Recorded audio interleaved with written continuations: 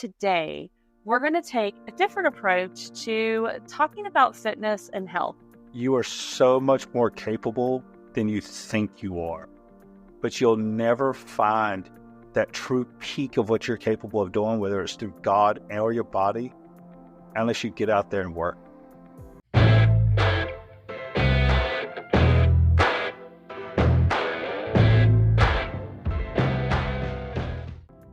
I read the statistic, I cannot remember where, do not ask me, but it said something like 36 to 52% of people make a New Year resolution that has to do with either fitness or health. And by the time March has rolled around, they have already failed at it. Now, I don't know about you guys, but for me personally, that resonates so well. I know this for myself. And that's why today we're going to take a different approach to talking about fitness and health. But before we do that, I want to say Messy Life Talk is new. And the best way that you can support us is literally by clicking all the buttons. Subscribe, like, share, do it all. We are on YouTube. We are on Facebook, Instagram, LinkedIn, X. We are everywhere on social media, and we need you guys to support us, and not just support us, but join in, interact with us, become part of the community. Now, if you want to check out our website, it is messylifeministry.com. But if you're doing anything on social media, please put in Messy Life Talk. Messy Life Ministry is a place where you can come ask questions, and it is just the big umbrella of where everything is following and on. Well, now that I've said that, and I know you guys are going to be hitting all the buttons for us, I want to ask you a question. Is there a funny story that you have talking about the gym or fitness, or maybe share a story with us this week? Something that happened recently that kind of kept you from the gym. Who knows? Well, I did decide that I wanted not just you guys to share jokes with me, but I was going to come up with one on my own. So, Chad, here's my joke. Why did the Scarecrow become a successful personal trainer? Why? Because he's excellent in his field. Get it? Okay. I get it. Yeah. All right. That was my bad mom joke. I know. But you know what? We all have to have them sometimes. So, I don't know about you guys, but we have all been told at least one time in our life that taking care of our body is really important. And if you have spent more than a minute in the church, you've heard at least once that, our bodies is the temple of the Holy Spirit. But how often do we really consider that our physical fitness could actually be affecting, enhancing, or decreasing our spiritual life? I really want you to think about it. So we have these things that kind of transition into both of them. Discipline, perseverance, and humility. You need discipline to be consistent. And perseverance, you got to be able to have that to push yourself past, what you did last week. And humility. I know this one personally because for us females, sometimes it's difficult to even get started. And it takes a lot of humility to get in there and start from, where we're at. That's why I want to unpack this whole topic with some insights from fitness expert Chad Currie, which I have the honor of saying he is also my brother, yes. And he's single, ladies, just to let you know. But he's been doing this for a while, and he's now going to school and getting his degree and really making it a career for himself. And I'll be happy to share a little bit of my personal journey with you, but before I do that, I have to preference with this. I am nowhere near where I want to be with my fitness, but I'm also nowhere near where I used to be. And so that's a really good thing for myself. So before we even get started, I think we need to kind of, talk about the meats and the potatoes, or should I say the protein shakes and the salads of today's discussion. And let me introduce you to Chad. He is the oldest of my two younger brothers. Most of you have already met Chase. And Chad right now is in school to be what again? Dietitian. Dietitian. Okay. Kinesi, I never say it right. Kinesiology is for muscles, dietitian is for food. So those are two different things. Yeah. And you're doing both, correct? Right now, I'm just doing dietitian. Might do grad school, might dual grad school and do both in grad school. But as of right now, I'm just going to stick with dietitian mainly because I'm old and 4 degrees sounds like a lot at my age. Okay. Well, I do know this. When we were growing up, we didn't have the internet. And our moms she was really good about kicking us out of the house and forcing us to go outside and play. And so I think a lot from what I've seen, a lot of our real struggles for you came after you served in the military. I think that's really where your fitness challenge started, was when you became a former Marine, because you're never an ex, as you always tell me. And I also think that's where it's going to really resonate with a lot of people today, is people coming out of the military service, they tend to really struggle with fitness and health because they go from being forced into being consistent, being forced into discipline, to all of a sudden they got to figure out how to fit it into their everyday lives on their own.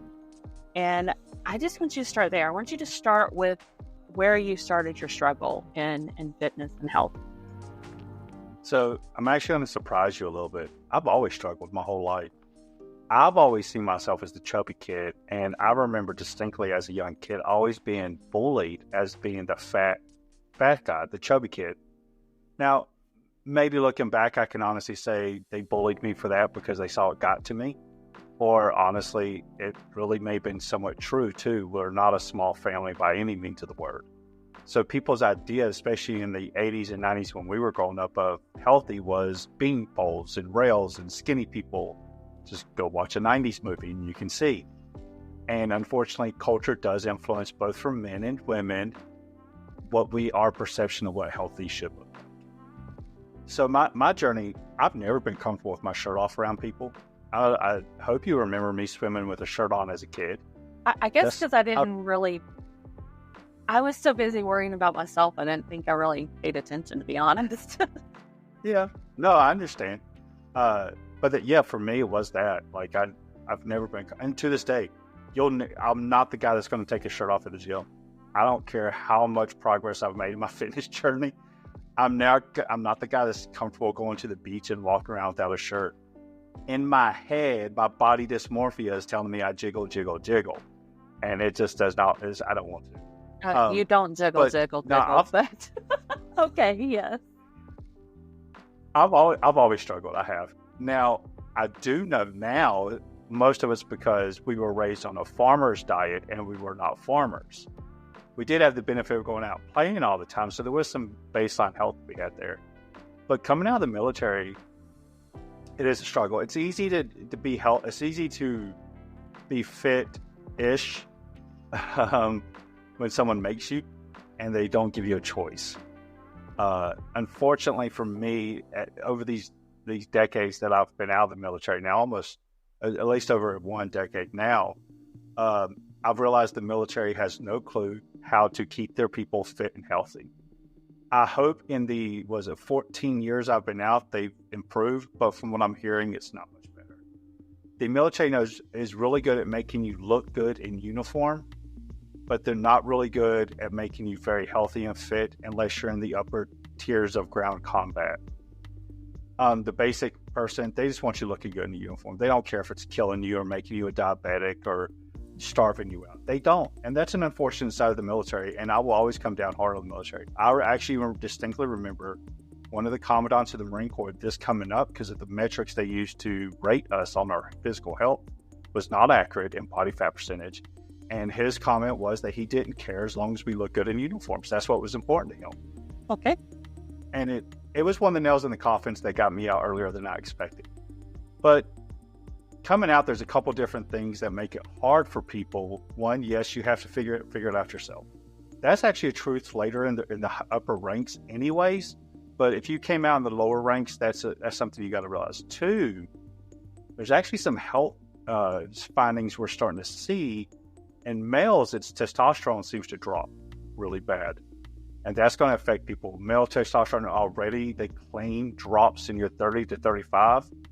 I question if it's always been like that for humans, but at least we know it is now, and that's what's important. And it's worse for military. It's worse for people like law enforcement, paramedics. Anybody's in a high stress, high testosterone environment for long periods of time, when they come out and they're not in those environments, your testosterone drops. It plummets. So I've had that issue too. And yes, fitting it into your daily life when there's so much that is easier to do and more instantly more gratifying to do. I would much rather play a video game than work out some days. It's easy. It's right here in my room. I can excuse myself right out of the gym if I let myself. But I also know what the end result of that is now because I've been there. Yeah. Yeah. So tell us a little bit about that. Like, where it was your biggest, what was the turning point, and kind of what got you on this trajectory of, I'm going to go into fitness and help other people? So getting out of the Marine Corps, I had no clue what I wanted to do with my life. I had no purpose. A lot of people feel this way. I see it all the time. I talk to vets to this day. They feel the same way. So I'm just find something that keeps them paid and keeps their family fed. I don't have a family. I didn't have that drive. For me, my absolute biggest was about 320 pounds and extremely high body fat percentage. Two events happened that kind of woke me up. One, I was at this job and they did this health survey, this health assessment for their health insurance. And when I saw the number on the scale, because I haven't been on the scale since the Marine Corps, and this was probably 5 years after, I almost got sick. I got sick to my stomach and almost busted out in tears. I really did when I saw how fat I'd gotten. And at the same time, I was in a relationship, and her and I were having some real troubles. And just because of my personality type, I put that blame right on myself. I assumed that part of our problem was the fact I got so fat. She met me when I was healthy and I'd gotten fat, right? Guys, you all have heard this. You all have lived this. Most guys have lived this at least once. Don't do it. But it happens. We like to joke it's the woman nesting us by feeding us really bad foods and telling us we don't have to go to the gym. But unfortunately, it tends to weigh on us very heavily when we do this. So those two things happen. And I started getting healthier for her. I did not fall into this trend on do it for yourself. I have no problem using the outside source to get someone started. If I need to use your kids, I'll use your kids against you. I don't care.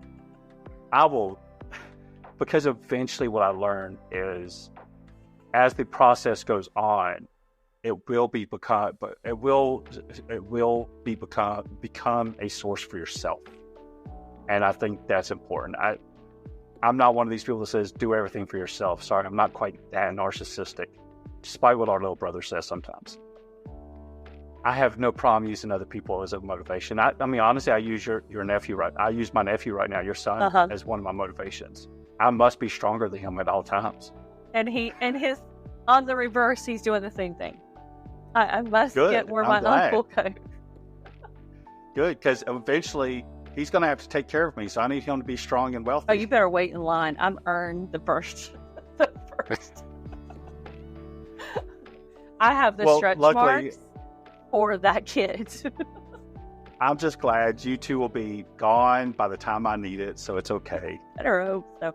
Although, I'm going to preference, I will stay with my daughter first because she promised me a male nurse. Okay. Yeah, so, I mean... Well, she also promised me a doctor wife, so we're still waiting. I know. Well, that's between you and her, and I have no comment on that one. I think watching you come out of the Marines and seeing you get as big as you got, yes, you may have struggled in your teens, and you may have struggled because our family, we are just large. We come from... my youngest brother, Chase, has done the research. So we come from the Viking side. We are Scandinavian, Irish, and then Native American and stuff. So we have, and when I say this, it's not necessarily big bones. We have broad, big shoulders. We come from that descendant. Now, it looks great for you and Chase because y'all are 6+. Me, on the other hand, somehow, when mom and dad prayed for a daughter, they forgot to equate weight, size, and height together. I don't know how that happened because I got my mom's height and my daddy's built. And I always say the two did not, no, it just didn't. No. I don't know what else to say, but no. The math don't work out, huh? It is not mathing right, that's for sure.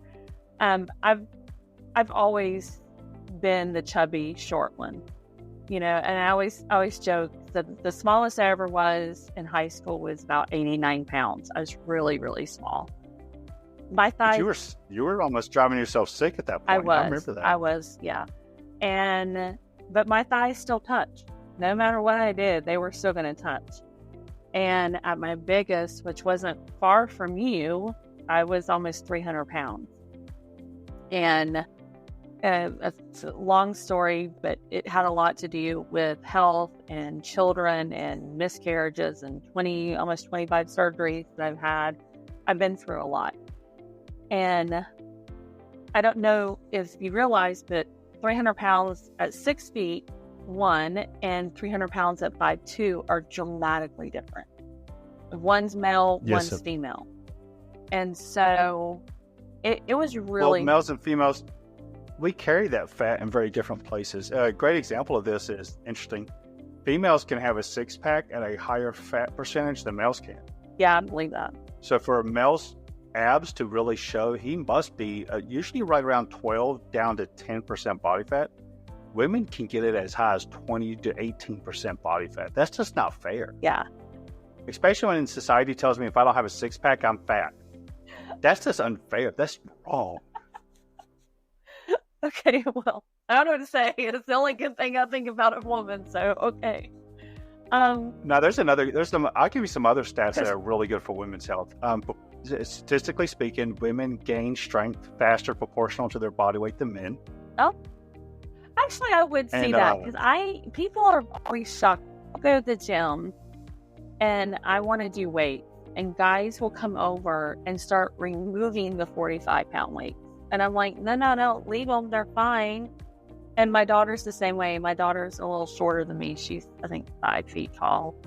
And her and I will go work out, and the men are like, y'all are too small, which is funny because I always see these little TikToks, you know, these tiny women lifting these massive weights. So I can believe that one. It is. So strength is proportional to your body weight. So if you're 150 and you can lift 150, that's a 1-to-1 ratio. Women actually tend to have slightly better ratios than men.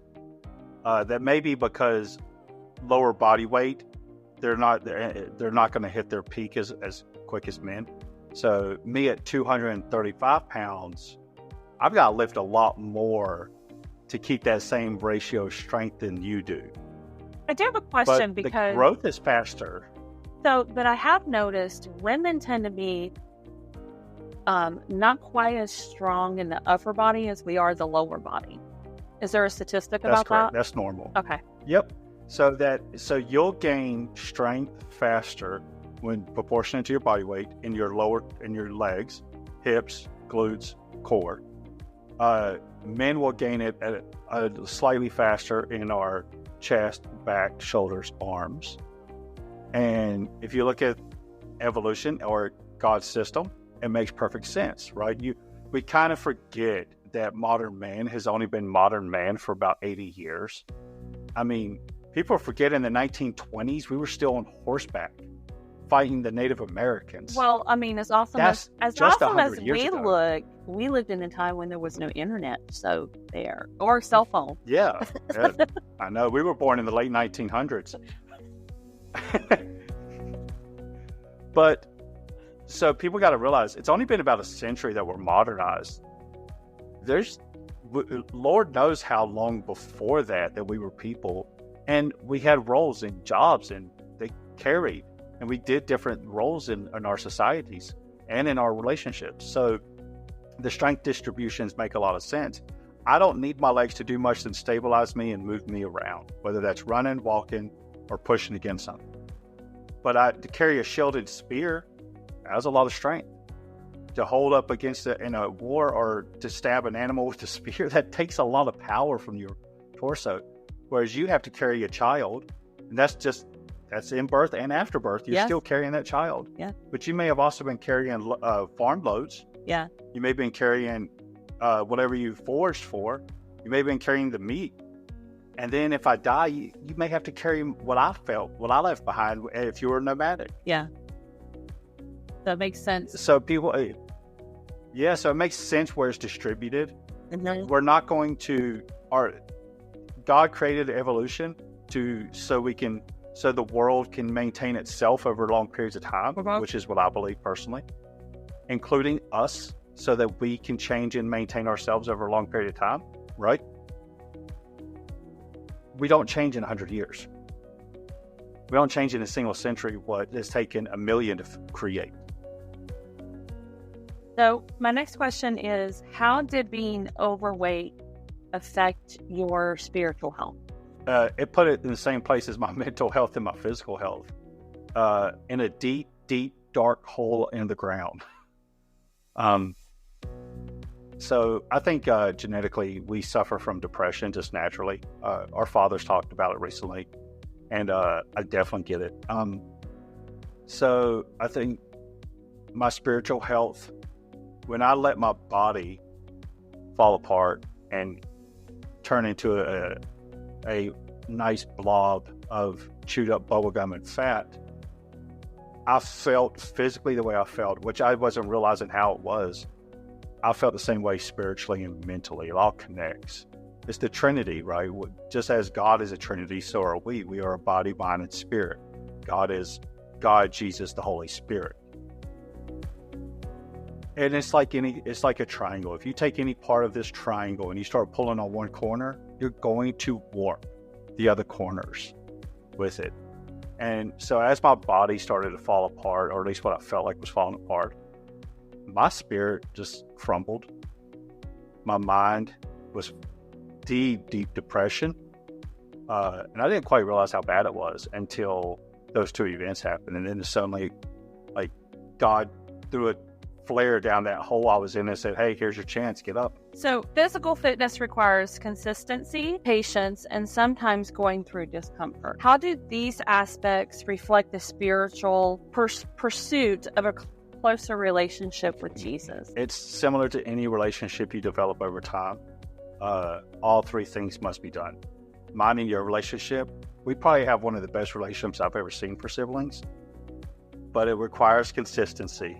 It requires persistence. You must persistently remind me to call you every week. I have to consistently call you every week. Am I still on your calendar where your phone buzzes? Yeah, it's repeating for life. Okay. Repeating for life. There you go. And then we've got to, even when it's hard to do, and I know there's events in both of our lives that keep us from making those calls, but, we had that time in our relationship where it wasn't good. Or we really struggled. We loved each other, but we didn't really have a relationship with each other. Yeah, it was mostly your fault. Back in there. Yes, that's true. Of course. It really was. I'll own it. So we had to crawl back and make that happen. It's the same way in fitness. You'll have ups and downs. You try to be as consistent as possible, but unfortunately life happens, injuries happen, things happen, the gym gets shut down because of a tornado, whatever, things happen. But consistency is valuable. Consistency will get you further in fitness and in life than anything. You talk to anybody financially that's been extremely successful, what will they tell you? They consistently pushed forward and reached for their goals. I like the saying that the most successful people the only reason the difference is they have failed more than you've tried. And the gym, it's similar. You will fail. You should fail more than you'll succeed. Give an example. If you're progressively overloading, which is how you build muscle, what does that mean? My goal is 12 reps. Then if I hit 12 reps, I needed to up my weight. I should have failed at 11 or 10. My failure should be under that. Okay, well now I feel good. And when I succeed, what do? I up my weight so I continue to fail. Uh-huh. So just like in the gym, you're going to fail more than you succeed. It's just those PRs, as we call them in the gyms, those personal records. They feel so good. You keep going.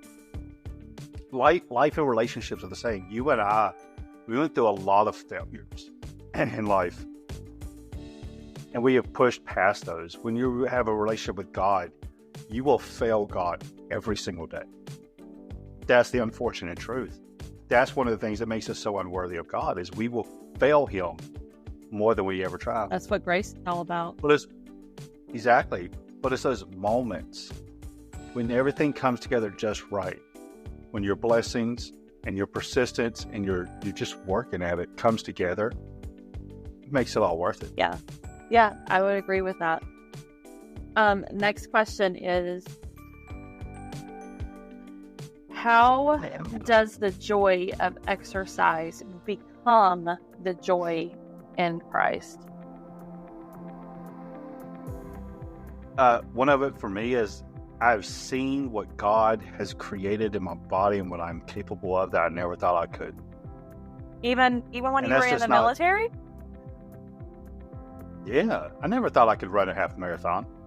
Okay. You crazy? I thought that was out of your. We once ran a 12-mile run in the hills of Okinawa. I never thought that was possible.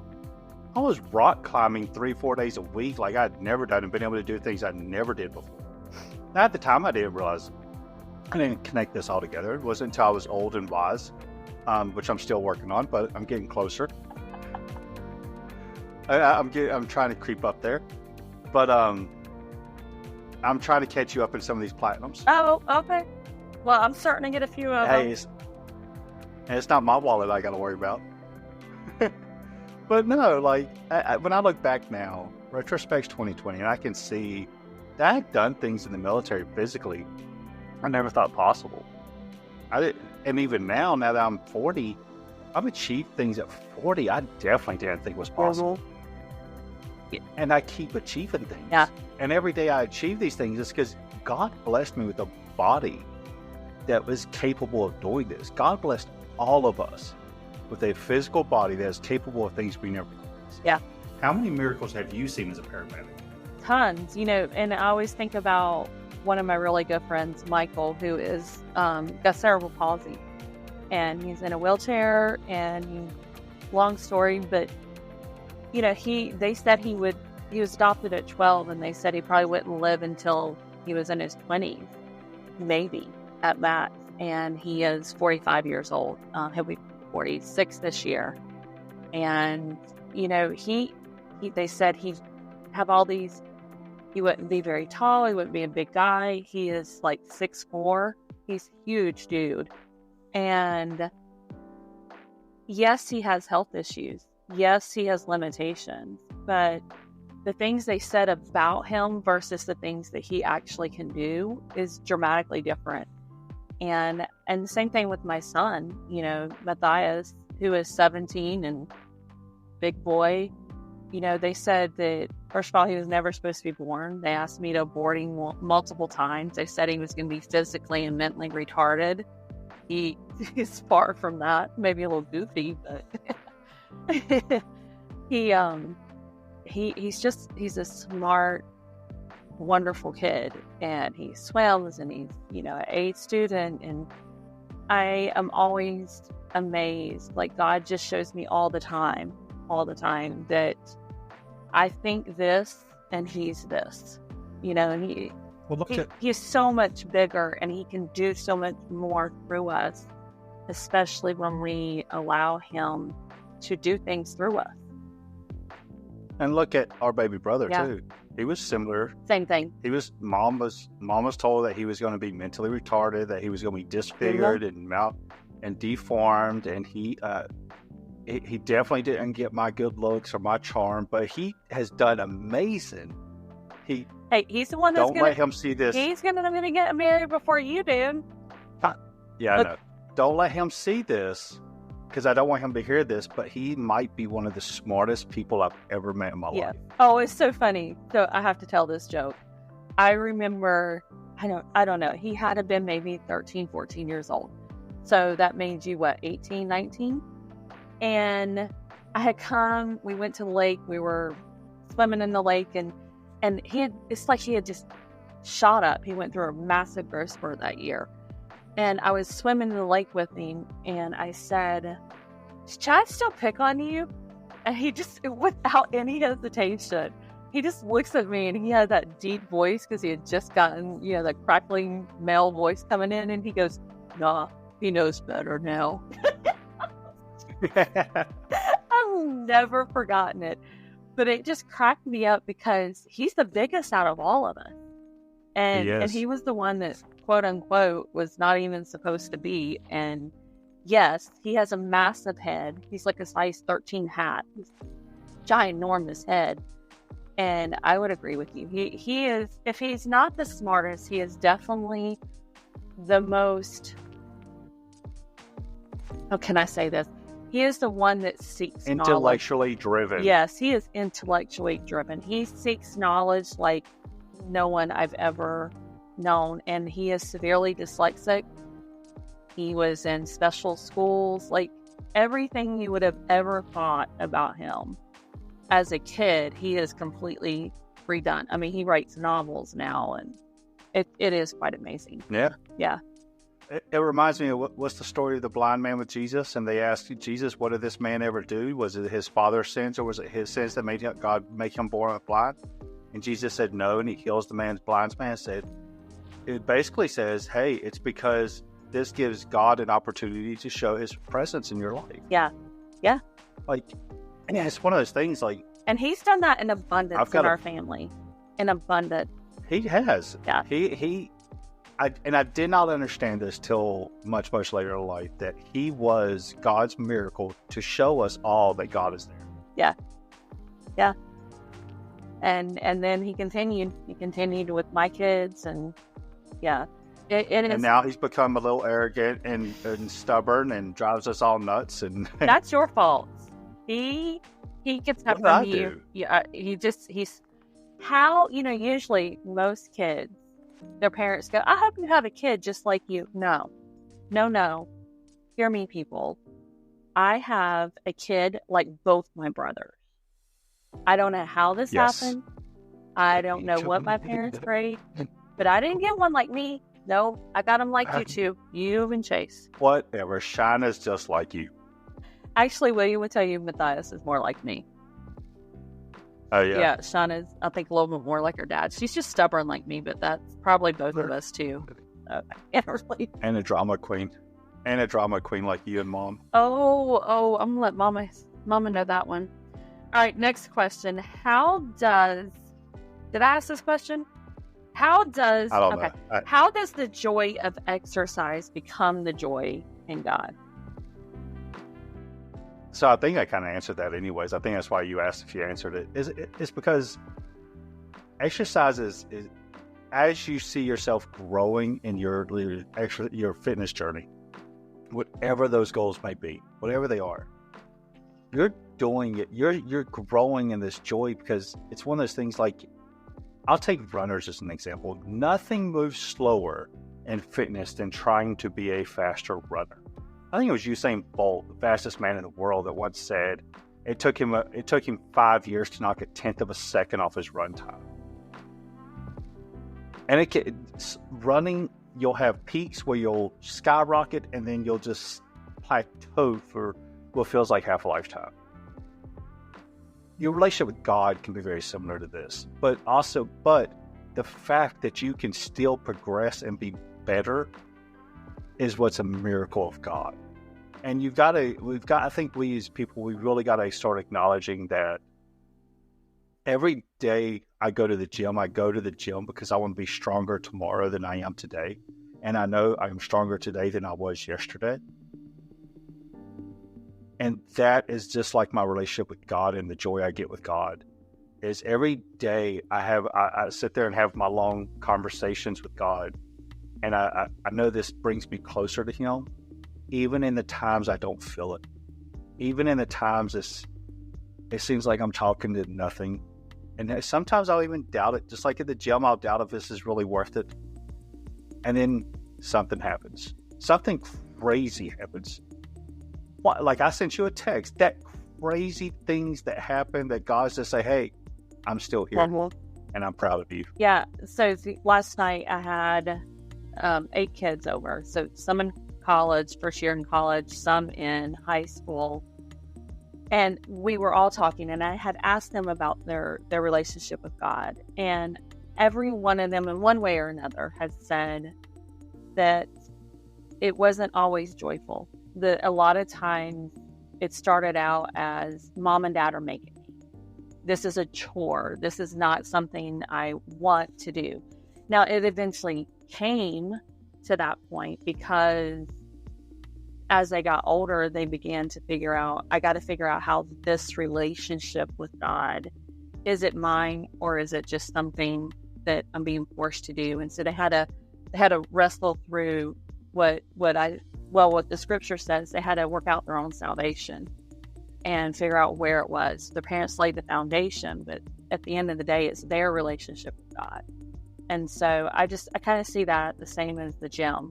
You know, I don't always want to go. It's not always joyful. I make really good excuses for not going there. I was told you the story of I've went to the gym. Our mom likes to talk a lot. And so I know if I call her, I'm going to be on the phone a minimum of 45 minutes, maybe an hour and a half on a good day. And I've gone to the gym. I've sat in the parking lot going, I don't want to do this. I don't want to do this today. And I'll just pick up the phone and call mom. And I'm like, hey, mom, I want to talk. And then somehow after an hour and a half, because I'm on the schedule, you know, I've justified it in my head while I went to the gym. See, now I get to have a talk with mom about this and get her to ask you, are you in the gym parking lot? Because if so, I'm not talking to you.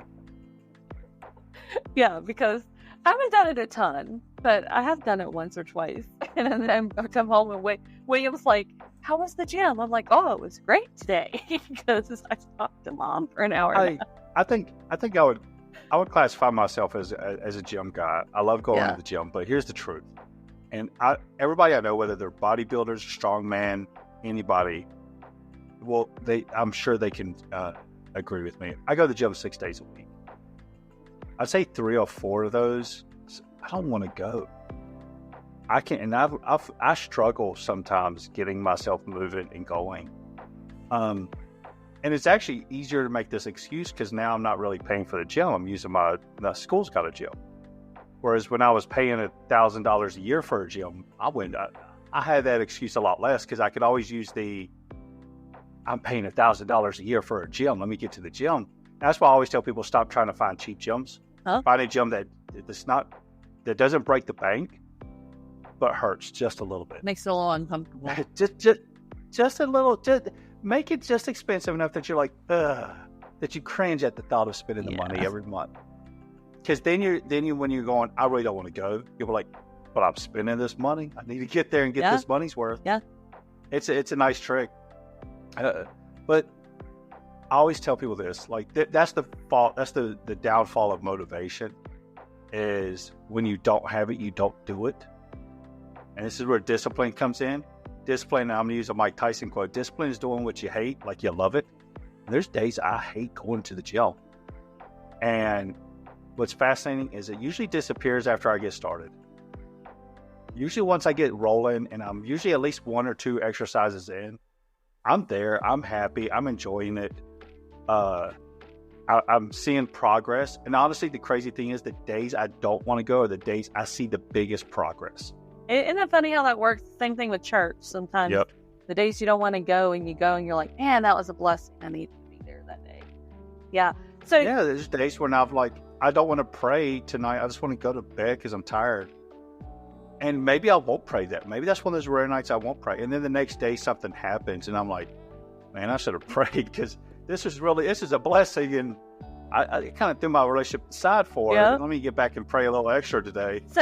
So yeah. You gave me 2 tips on the days that I don't feel the joy, but still I need to go. So what were those tips that you gave us earlier? So, 1, have a goal. So the studies show that there's 2. The goal that will not be successful is progress-based fitness goals. So say something arbitrary like For you, may be able to bench press 135 pounds, right? So, but here's my argument. Whereas an easier goal to achieve is go to the gym 3 days a week. Those are the goals that are successful. Here's my argument against it. I believe the studies. I believe they're completely correct. The first goal, a performance-based goal, is easier to fail. The emotional-based goal of just go to the gym is much easier to succeed. Part of the reason is because of that. One's hard, one's easy. I think what we really got to get out of is this idea that failure is bad. Once heard a very wealthy man say the only difference between a successful person and a person who is not successful is the successful person has failed more times than they have tried. Failure is not the negative thing. Anybody that goes to the gym understands if you really think about it, you fail more than you succeed, right? So that's the big thing. Set a performance-based goal. Set an emotional-based goal. Set 2 goals. Make it realistic. Put it in a timely manner. And have some accountability to that goal. Set the emotional-based goal that's very easy to achieve, that you can ride that coattail all the way to your performance-based goal. And track your data. Have a plan, track your data. I use an app for anybody that wants to use it. It's called Strong. Could be any simpler. It lets me see my workouts, so I have a plan. Every time I walk into the gym, do not go in there and just willy-nilly and fill it through. If you can't make the plan, find someone who can. Hire the trainer. They're worth every penny, a good one.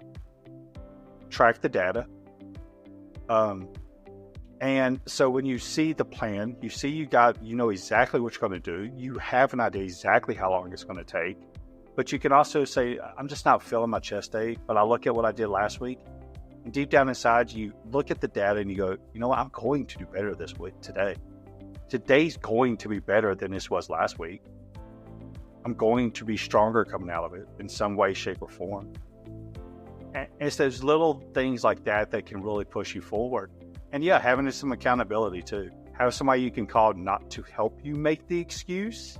Well, on her defense, she doesn't know. I don't tell her. She does it. I know this. It's okay. But also have someone that be like, hey, I just don't feel like it. And they can slap you on the booty and tell you to get in there. That's why I call her and not you. Those are some tricks. By the way. Yeah, exactly. I'd be like, call me after the gym, click. He would too. Like, no hesitation there. He would definitely do that. So my next question is this. How do you incorporate prayer and meditation in your time when you're doing fitness routine? Sorry. Okay. Every time I'm heavy squatting or heavy deadlifting, dear God, please don't let me poop my pants while I'm squatting this. Especially if there's a pretty girl somewhere around me. I don't want to poop my pants. Dear God, please don't let this weight crush me. It definitely feels like it. I really want to know how many weightlifting guys have done that as a gym. I bet you there's I know some girls that have done it too. Thank you. Or at least tooted. Big old fart. Everybody's farted. I call it the little booster. I have never done it yet. Not saying I won't. You're not lifting heavy enough in this. All that means. I don't know if that's a qualification. I'm pretty sure they look that now. So I don't necessarily pray or meditate in the sense of I'll have conversations with God. And this is kind of my practice in general. Is I don't really look at God as an idol to worship. I look at him as my father to worship. And it's just like my real father, when I call him, I have a conversation. Sometimes I'm just saying, hey, what's up? And other times I'm seeking his guidance. And, well, with our real father, sometimes he's seeking mine, which feels weird. But I let it roll.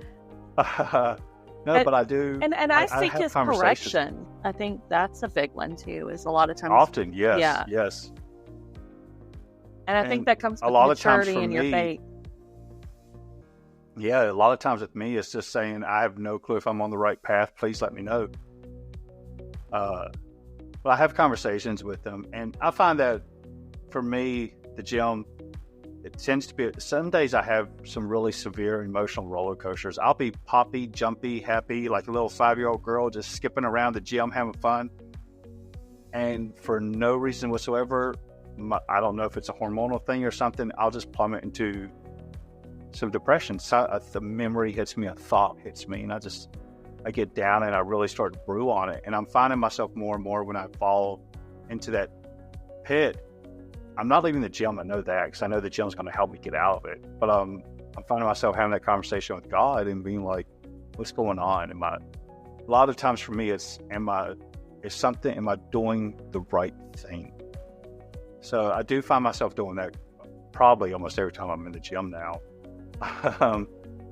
But also, just I think generally I try to do that more with lately. Yeah, just have those conversations. It's funny because we were raised to have a conversation with God. That definitely came from our father. But I always tell people I am so thankful for Bluetooth because I am a verbal communicator. I just talk. I would talk to myself. I would talk to myself to sleep as a child. Shut up! Don't make a comment on this one. And you never know where I'm at. You never have to wonder where I'm at. You know. I tell people, you will know if I'm mad. You will know if I'm happy. I am very verbal, and that's the same thing. So before Bluetooth, though, I would have conversations with God in the car, and I was convinced people just would drive by and think that I was crazy.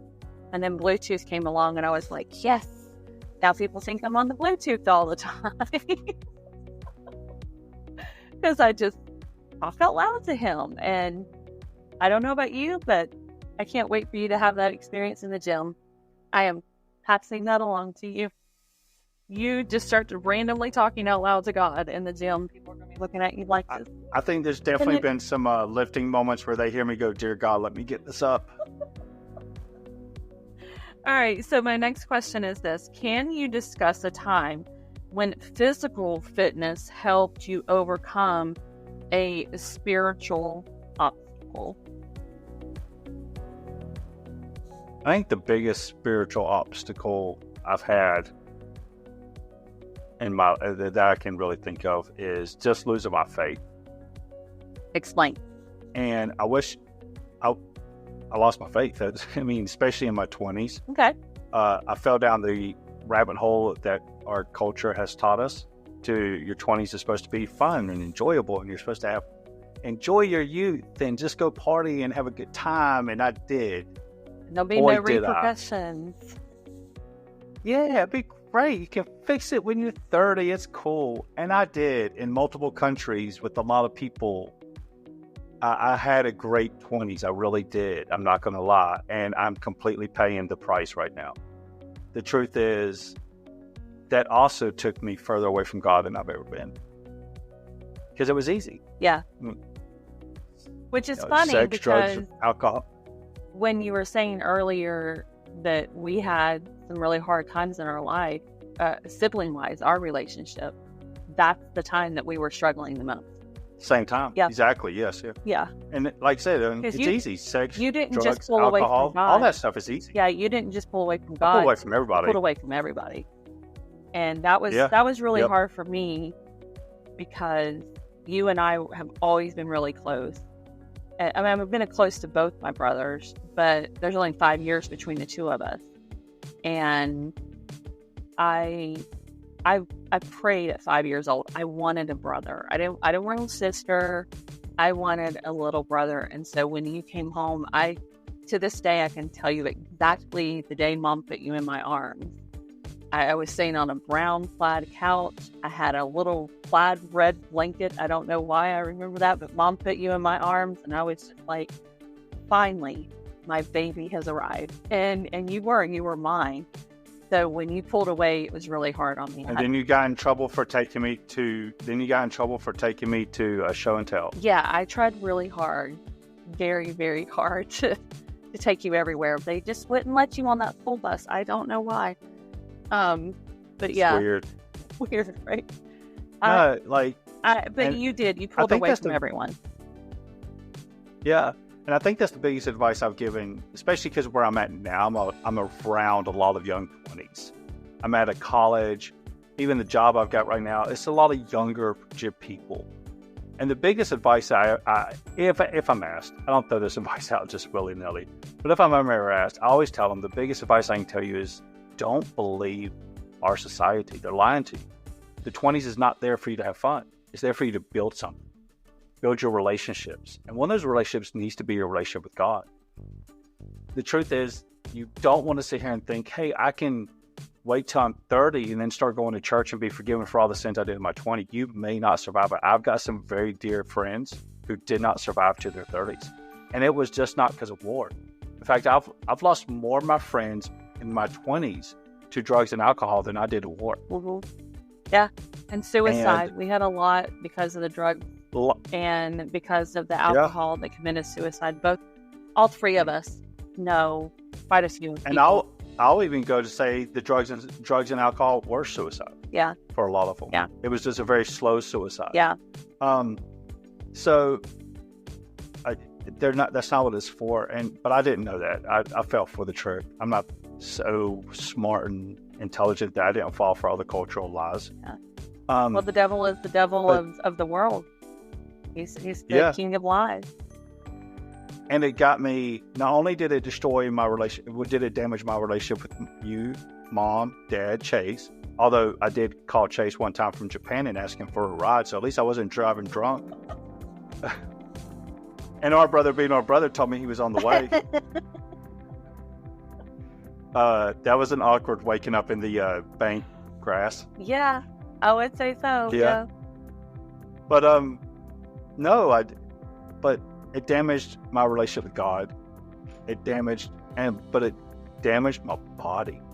I'm still not recovered. I still have problems. I still have things that the damage was caused by me enjoying and having a great 20s. Yeah, I've got a lot of experiences. I can tell you stories that probably nobody else can tell you. I've been in countries that you probably haven't even heard of and seen things most people haven't. But I paid the price for all that. And it wasn't all good. I would definitely give some of those experiences up for just a few extra years of a good relationship with you guys, the family, you, and God. Yeah, so that was part of how I got over a lot of that relationship with God was when I started getting fit and healthy again. My relationship with God slowly rekindled. And like we've talked before, it wasn't a flare-up. It was a slow burning. It was a slow, gradual spark and a slow burn.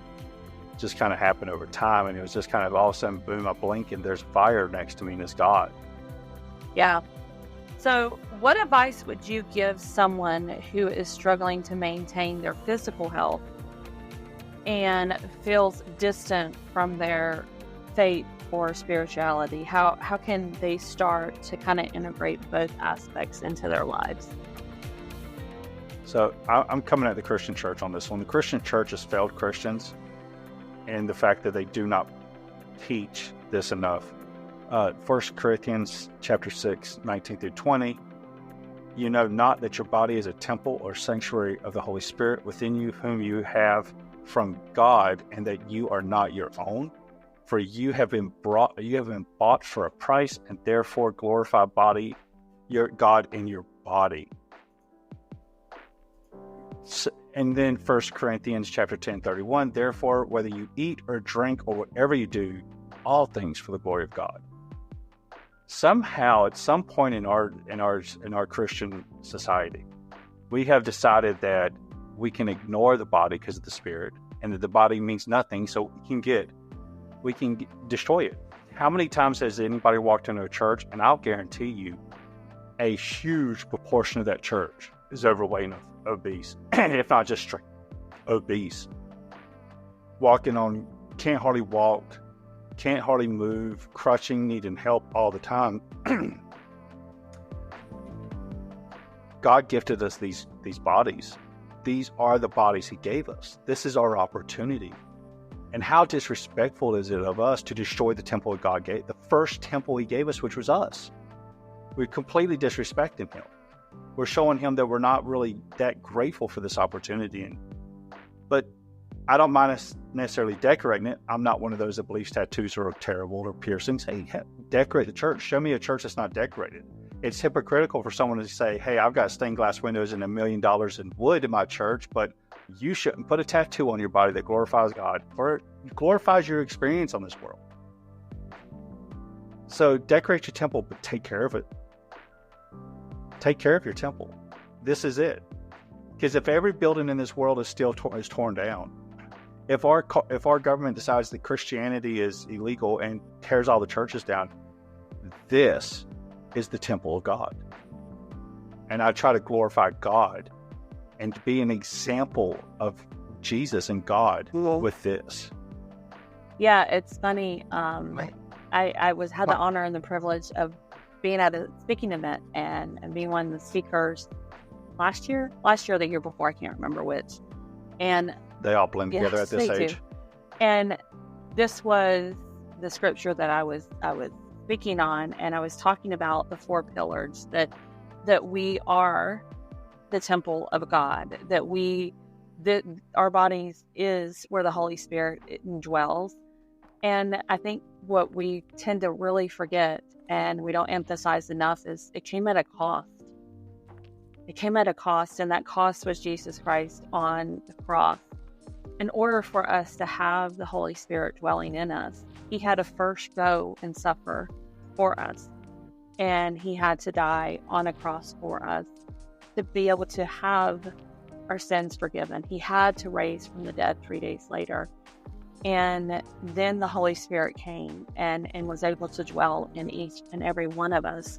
And we can't forget that cost.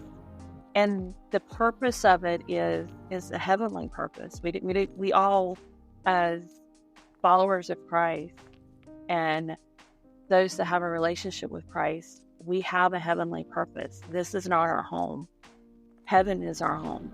And we're left here to share that. And you can't do that if like you said, it's not being taken care of. And it all looks different. Like I said, I have a friend that's in a wheelchair. He's never going to go overseas to a third world country because of his limitations. He's just not able to do that. But yet he still has a purpose, and he still has to take care of his body, and he still has to take care of what God has given him in order to fulfill his purpose. And believe me, if you know Michael, and I think you can agree, if you know Michael, it only takes you to meet him for 5 minutes, and you realize he has a very heavenly purpose here on earth. There is a reason why God has kept him so late into his 40s here on this world. And I love listening to him because he always says, I can't wait till I get to heaven and get my legs.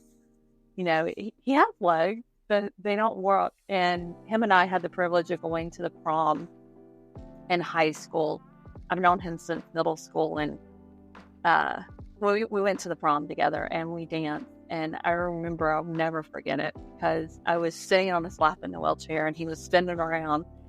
And he said, one day I'll be able to dance with you in heaven, Jandy. And he's right. And I look forward to that day. But all of us have that, and we can't forget it. And you are right. The church is not doing a very good job on teaching us to take care of our bodies. And like I said, look at our examples in the church. Yeah. Look at the pulpit. Are they? I'll never forget. And I should not have been the way I was in my 20s. But I remember in my 20s, one of those Christians trying to preach and talk to people on the corner of the street. And the person was huffing and puffing when they stood up in a chair. They were so obese. And I threw this at him. Because I remember this. I remember this really young. And I looked at him and I was like, your body is the first temple that God ever gave you, and look how you're treating it. Why should I take you serious? It's like, you can't even respect. You're such a Christian. You're disrespecting the first temple he gave you. Why would I listen to you? And like I said, we're all in all of this. Health and our relationship with God is a journey. We're all at different parts of that journey. Someone may be at the very beginning of their journey, and they are 500 pounds, and they do have a lot of wisdom in relationship with God, but they're just getting to the point where they can get up and walk, And yes, and I agree. Like I said, I should not have been that way in my 20s about it, but it was one of those ways when I had fallen from my faith, and the pro of being raised in the church is it was easy to come back to my faith. The con of being raised in the church is it was really easy to slap people in the face with Yes. it. Especially people that have the arrogance to think they are the experts in it. And then they don't appreciate being humbled by someone who wasn't a Christian at the time. And those are the most dangerous Christians in my book right there, the ones who are arrogant about their knowledge in God. Yeah. But it's one of those things where we're all in different stages in our journeys. How much further along would I be had I never gotten unhealthy? Yeah. Who knows? Well, I could be. But at the same time,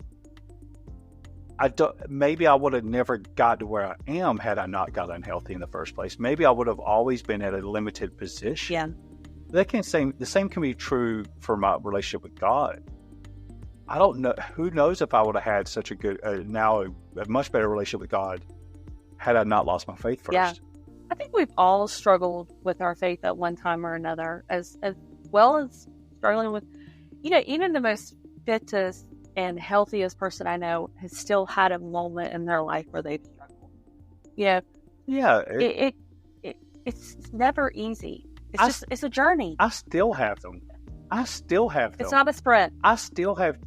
No, it's definitely not a sprint. This is a cross-country run for your life. Yep. Look, we're all going to struggle. I still have struggles. I've been on this since I was 31 years old. It's 9 years now, going on 10, since I got obese and lost it. And I still have, I have weeks here and there where it's hard to go to the gym, and sometimes I skip and I don't go, and I'll make excuses, and sometimes I'll let a little ache and pretend, this is actually an injury. Let me not go so I don't get injured worse. And then sometimes I really get injured and I have to take a break. And now that doesn't mean just because if I injure my bicep, I can still work out my legs. There are things I can still do, and I don't do them. We all have. Sometimes I'll order a large pizza and eat the whole pizza. And sometimes I'll get an ice cream twice a month instead of my once a month usually. We all have we all fall. We all have it. And it's okay. There's nothing wrong with it. You're not going to, if you get on your journey of really being healthy and fit, that one large pizza is not going to derail you. Right. It's okay. It's like that one week where you don't pray. It's okay. Yeah, God's not going to just throw you off out into the void because you didn't pray today. It's okay. It's okay. And I think that's really where we got to get at. I was thinking about this, and I saw this video, girl singing this beautiful song about her life right now. She had a gorgeous voice, and it was such a stupid song. The lyrics were just dumb. And it wasn't dumb. I shouldn't say that. It was youthfully naive. Because she said that there's this one part in the song, if I ever find it again, I'll share it with you, where she says, she goes, I have more F's than W's. And I'm sitting here listening to it because she feels like she did everything society told her to. She went to college. She did all this stuff. And she just feels like she's failing. And there's a part of me that goes, yeah, that's how life works. What's the W? I was like, win. Oh. She has more F's, failures than wins. Okay, got it. Yeah, that's life. If you always won, how empty would a win feel? Yeah. Right? Yes. Did you ever hear the story on how Michael Jordan got so good at playing basketball? No. Okay, I think it was Michael Jordan. There's a story. A new player comes up and says, hey, he goes, how do I get as good as you? And Michael Jordan goes, how many times do you shoot every day? He goes, I shoot 1,000 times every day. I shoot it until I hit 1,000 buckets, until I score 1,000 times. He goes, I shoot until I miss 1,000 times. So when you lift, progressive overload, right? So this means you are slowly trying to overload your muscles progressively so they get larger, right? Mm-hmm. Does that make sense? Yeah. Okay. So you set a goal for 12 reps. Well, and let's say you got 4 sets, if you hit your 12th rep on your 4th set, you weren't aiming high enough. You should have failed. But if you hit 10 or 11, you're at the right spot. And then when you hit 12, you up the goal, right? So you've got to fail before you succeed and can move up to another position. Well, the stronger you get, that time frame is greater. So whereas it may take me on certain exercises, I may be able to go up routinely 5 pounds every week for 3 months, and then all of a sudden it may take me 4 months to go up another 5 pounds. That's normal. Yeah. And I'll spend 4 months failing every single week, sometimes twice a week. Yeah. I'll fail and fail and fail until I'm able to get to that win. That's how life is. That's really, and how many times does the Bible talk about how many of God's saints failed before they ever achieved all anything? Of them. Anything. Even if they had achieved a lot before they really started becoming one of God's disciples, they failed after. Yeah. I think that's what I love about Christianity is God doesn't hide the failures. You know, everyone, when people are critical of Scripture and people are critical of the Bible, I'm like, you know, if God wanted to whitewash this, he could have. But he put even the best, Moses, David, you know, Matthew, Luke, Mark, Paul, all of them, they all have their failures in there. They do not hide any of them. And I think that's what's so authentic about this Lord and Savior that we have, is he lets people know, like, I don't need you to be perfect. I need you to have a relationship, and I need you to be available.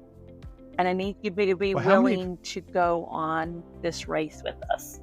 Like, well, look at of all his disciples, look how many spent their whole life failing before they met him, and failed while they were with him. And look how many failed while they were with him. And who's still in heaven with him right now? Yeah. Right. So, and like I mean, I got a friend of mine who, he was a gang member and a felon. That's 30 years of his life that he failed. He will admit to it. He failed. He spent the time in prison. He did everything wrong. Now he's a Christian and a very wealthy man. Well, he's got a family. He's got a son, 2 amazing daughters. He's got multiple homes. He's running a very successful business that's helping people and reaching out to people. He talks about God all the time. Yeah. So one of the things that I wanted to know is how did God get you to the point where you realize that I'm on this journey of being physically fit, but now I want to take it and I want to help other people with it?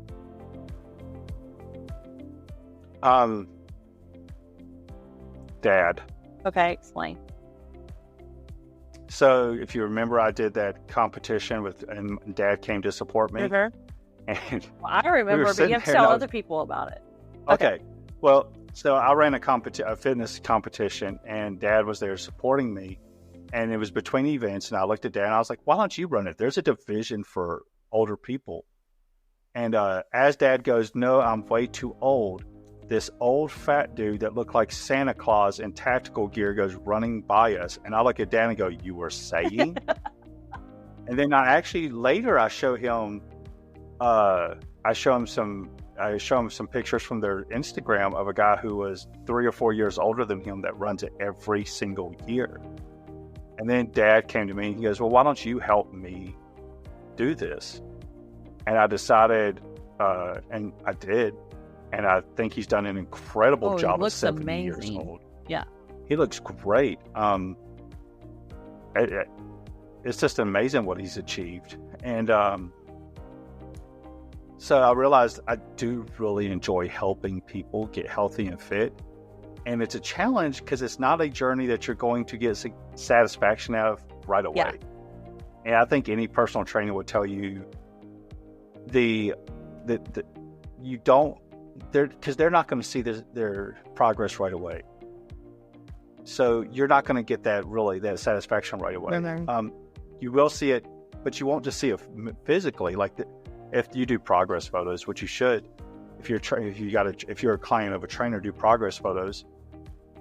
you'll see in the photos first before, because the mirror's a liar. Right. He lies to me every day, except for the mirror at the gym. I don't know what magic they have at that gym mirror, but it's amazing. It's the same scale. I love my personal scale and really hate everyone else's. Except for the plasma donation, they can keep those off. They can keep those messed up because they weigh me really heavy. Oh, really? Too? Yes. Okay. Well, I get paid more if I'm heavier. Oh, okay. Didn't know that. Because I can donate more, or I can sell more. But anyway, no. So it's one of those things. It teaches you that the greatest satisfactions of life are not immediate. They ride the coattails of pain and suffering. So, you see that with clients when you're working with them. And I watched it with my father, and I've watched it with some other people. And now our cousin, he's doing it too. And I helped him get started. And it's part of the reason why I decided to take it up a notch and get an actual formal education on some of these topics. Because I see the difference it really can make, not just physically, but mentally. I see the difference it can make spiritually. I really do see it. Yeah. And but like I said, you will not see this tomorrow. You will not see this in a week. You will not see it in 3 months. You may see a little bit in 6 months, but you'll really see a difference in a year. Yeah. You give yourself 100 days, you'll see a huge difference. I know for me, and I started back in 2015, and if you follow me any length of time on social media or anything, you also know I'm often on camera as well, working on a show. And so in 2015, I went into early menopause. Like I said, I've had roughly almost 25 surgeries trying to have children. I've been pregnant 10 times, had the honor of raising 2 children, China and Matthias. And we buried one in 2009, our son Malachi. And I've had multiple miscarriages. So my body has been through a lot that when you're a little girl holding a baby doll, hoping to be a mom one day, no one tells you the potential of all the things that go wrong. And I got, like I said, almost up to 300 pounds for multiple reasons. It wasn't all pregnancy. Some of it was bedridden after surgeries. I mean, my son, I was pregnant with him and I lived 4 months in a hospital room. Limited exercise. It's just not a lot you can do in the hospital when you're bedridden. So it was just a journey for me. And in 2015, I realized I could no longer have kids. It took me into early menopause. And so that potential was just gone. And in my mind, for some reason, God had given me, when I knew I had no longer the opportunity of being a mom, it was almost like God woke me up and said, okay, it's time for you to start living for me as a woman. A little different. I was living for the Lord, and part of that meant getting healthy. And I started slowly working on losing the weight. And it has been a very slow journey. And it's never clicked to me until like last year when I was giving actually when I had the honor of being a speaker and talking about 1 Corinthians 6:19-20. And I started looking it up, and my friend, I was talking to her about it. And I'm like, who am I to talk about this? Like, I'm not skinny. I'm not a fit guru. Why would they even ask me to talk about health and fitness? I'm the last person on the earth. And she was like, Chidi, do you not realize how much you've changed? And I'm like, no, I really had not. And put together a picture. And I'll share it if you're on social media or if you're on YouTube channel and you see the video, you'll see it. But it was just a picture of me in 2012, me in 2000 and I don't know, like 2012, 2000, probably 16 or 17, and then that year. It's the very first time I'd ever realized I had lost weight. No, I completely get that. Yeah. You'll actually never see photos of me at my fattest. I didn't have any taken. Yeah. It didn't click to me because, like you said, I look in the mirror and I still see all the problems. I see all, I still see. I see all the issues. And I, like I said, I preferenced this at the very beginning. I am nowhere near. I still need to lose another 50 to 60 pounds. And I'm still never going to be, quote unquote, the weight the doctors think I should be.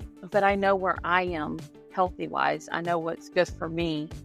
And it's just, man, it takes a lot. It takes a lot for me to be able to look in the mirror and go, okay, Chandy, you're not where you want to be, but you're still doing the journey. You're still going through the walk. Short goal it, right? Yeah. So the short emotional goal is really easy to deal with. Are you stronger and better today than you were yesterday? Well, no, because I injured myself, but that's not a good example. Doesn't matter. Okay. No, it's still a good example. Did you do a little bit on your treadmill today? I did do a little, not today, but I did yesterday. Today's my day off. Okay. Yeah. Then you're healing and recovering today. You're still going to be stronger than you were yesterday, whether that's physical, mental, or spiritual. Yeah. Sometimes all three. Yeah. So today's a rest day. I didn't gym. I didn't go to the gym, but my body's healing. It's producing more muscle fibers, or bigger muscle fibers and stronger muscle fibers. It's changing them. It's healing my joints. I'm still stronger today because of what I do, right? So it's the short goal. Like, yes, when I look in the mirror, as one of my t-shirts says, I'm fueled by body dysmorphia. I still see. I need that t-shirt. 300. I'll send you a picture of it. I still see that person who is 320 pounds very often. Some days, the Lord blesses me with some truth, and I see what I really look like. I joke, the mirrors at the gym, they have a dark tint to them, so your shadows pop a little bit more. It's something they put on the mirrors, and you look great when you got a good muscle pump going. Wow. So I like their mirrors. It's really interesting. If you go on my Instagram, you'll see a calf picture, and it's through those mirrors. My calves do not look like that any other time, just in those mirrors. But it's one of those things, like, the mirror is a very deceptive thing because, and we actually know this scientifically to be true, our brains see what we think we look like, just like they hear what we think we sound like. Mm-hmm. When you hear this video of me, you're not, the Chad you're hearing is not the Chad I hear. Mm-hmm. When you see this video of me, the Chad you're seeing is not the Chad I see. I see something totally different. And they've had artists do these sketches and have someone. So I'll go in and the person would go in and describe themselves to the artist. Dove commercials, I've seen those. Yeah. Yeah. Well, you can actually find the whole video online, mm-hmm. and then another person comes in and describes that person and them. And when they see the two pictures, it can be heartbreaking. Okay. We don't see it, and this is why when I was training and helping people, I always say, take progress photos. Mm-hmm. Because it can't lie. Yeah. Because your brain is not able to. And don't Photoshop. It doesn't separate those. Yeah, don't Photoshop them. But it doesn't. Your brain will disconnect that's you. It will not see it. So it will show you a better version of yourself, especially if you look at them over long periods of time. And these are little things they do. And on the reverse, if you're failing, it will show that too. Okay. Yeah. You'll see, hey, okay. I'm slipping. I got a little pudge on the belly. Yeah. Let me get my diet back in check. Yeah. Okay, I've been like my lifestyle is getting a little too gluttonous, a little too friend. Let's get some discipline back in there. It happens. Yeah. And those failures are important lessons. They're very important. Well, I want to end because we're hitting a good bit of time on this one, and we're definitely going to have you come back on because I know. I still have a ton of questions, and so I know other people are going to have questions. But just an encouraging word. What would you end this with and encourage people, not just on their physical, but their spiritual and physical? How would you end it for them? You are so much more capable than you think you are. But you'll never find that true peak of what you're capable of doing, whether it's through God or your body, unless you get out there and work. I think that's perfect ending. All right. Well, thank you. I love you too. And guys, again, please like, share, hit all the buttons. But more importantly, just become part of the community and get just get involved. Ask us questions. Let Chad know if you have any fitness questions for you. He's, like I said, he's going to school for it. He's getting into it, and he's been on this journey for 9 years. So he's got a little bit more wisdom than a lot of people do. And I just want to thank you and say we will see you guys next week. Talk to you later.